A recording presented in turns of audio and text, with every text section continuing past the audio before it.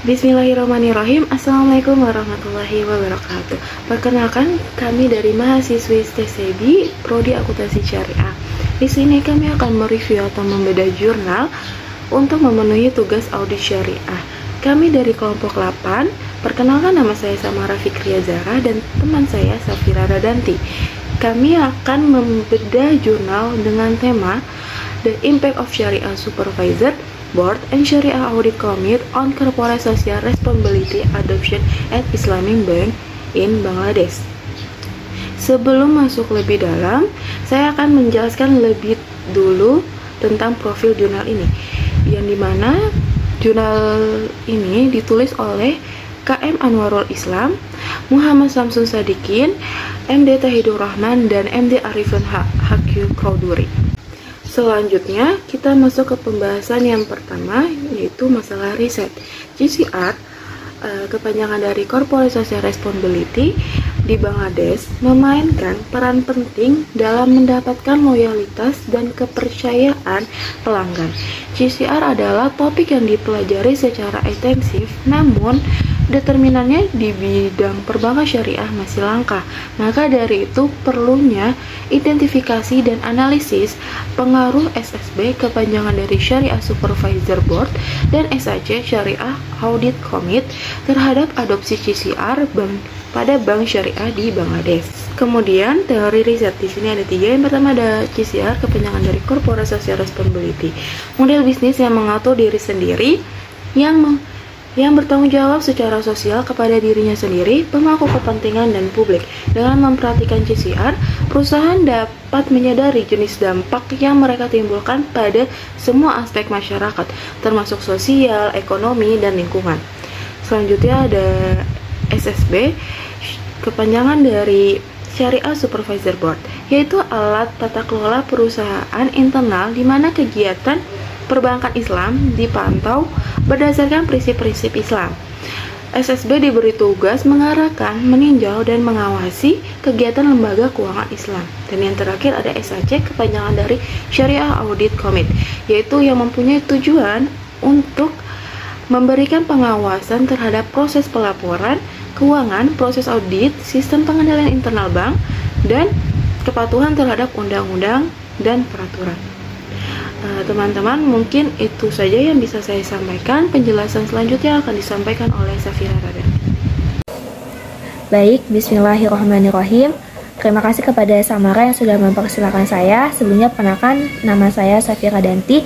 Saya akan menjelaskan dua pembahasan, yaitu metode riset dan juga hasil temuannya dari jurnal yang sudah kami review. Yang pertama yaitu mengenai metode riset. Nah, jurnal ini mengadopsi metode kenyamanan untuk pengambilan sampel, yaitu dengan pengambilan sampel praktis.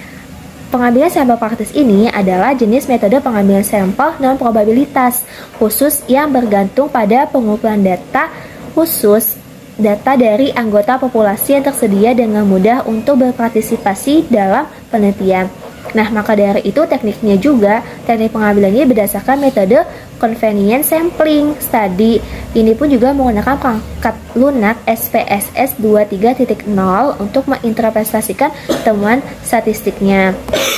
Dan oleh karena itu juga, berdasarkan metode convenience ini, penelitian pun memilih 160 cabang bank syariah dari 40 bank komersial berbeda yang secara khususnya dikenal dan juga terkenal menyediakan layanan perbankan berbasis syariah yang lancar dan juga efektif. Tepatnya dia di Dhaka, Bangladesh. Nah, kenapa kota Dhaka? Karena kota Dhaka ini merupakan ibu kota dan juga pusat perbankan Islam di Bangladesh. Diyakini juga bahwa sampel 160 cabang bank syariah pun akan menghasilkan hasil yang dapat digeneralisasikan. Dan para peneliti juga merasa bahwa manajer dan juga manajer kedua ini akan memiliki pengetahuan yang cukup tentang variabel-variabel yang dapat mempengaruhi penerapan CSR di cabang bank syariah. Dengan demikian, penelitian ini pun mempertimbangkan manajer dan juga manajer kedua dari masing-masing cabang bank syariah sebagai sampel penelitian. Dengan cara apa penelitian ini? Dengan cara para peneliti ini mengirimkan surat undangan berupa kuesioner survei dan juga melalui panggilan telepon untuk memudahkan penelitian. Nah, lalu bagaimana sih dengan hasilnya? Nah, sebagai imbalannya, 309 tanggapan akhirnya itu diterima dari manajer dan juga manajer kedua. Dari semua 309 tanggapan ini dapat digunakan untuk penelitian ini. Nah, maka dari itu tingkat respon surveinya ini sebesar 97% dari 309 responden tadi. Dan semuanya responnya pun diselesaikan sepenuhnya. Dan penelitian ini juga menggunakan skala kuesioner Likert. Nah, skala Likert ini adalah jenis skala respon psikometrik di mana responden menentukan tingkat persetujuan mereka terhadap suatu pernyataan. Biasanya ada 5 poin. Poin pertama itu ada sangat tidak setuju,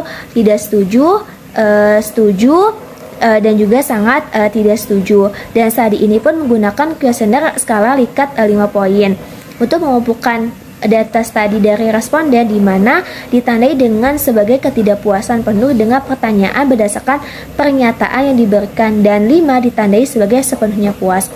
Dan studi ini pun juga akan menggunakan SPSS 230 untuk menentukan analisis statistik, yaitu pengujian hipotesis, dan juga menegaskan konsistensi internal dan juga validitas masing-masing instrumen.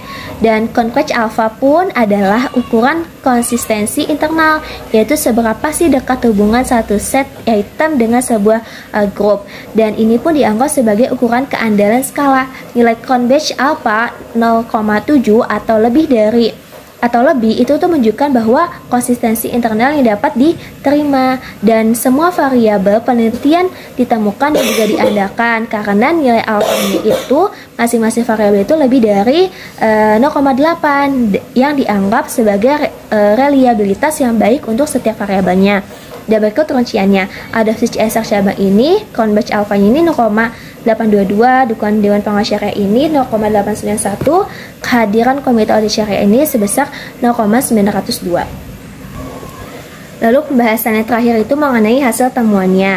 Yang pertama, hasil evaluasi korelasi ini menunjukkan bahwa hubungan antara CSR dan juga determinan ini memuaskan. Korelasi tertinggi ditemukan antara adopsi CSR di cabang Bank Syariah dan juga dukungan dari SSB. Dan korelasi yang signifikan dan juga cukup besar ini ditemukan antara kehadiran SAC dan juga adopsi CSR di cabang Bank Syariah. Dan yang kedua, hasil analisis regresi juga menunjukkan bahwa antara dua variabel independen dukungan dari SSB memiliki pengaruh positif terhadap adopsi CSR di cabang Bank Syariah, dan hipotesis satunya pun diterima. Emang apa sih hipotesis satunya? Hipotesis satunya ini adalah dukungan DPS akan mempengaruhi penerapan CSR di cabang Bank Syariah.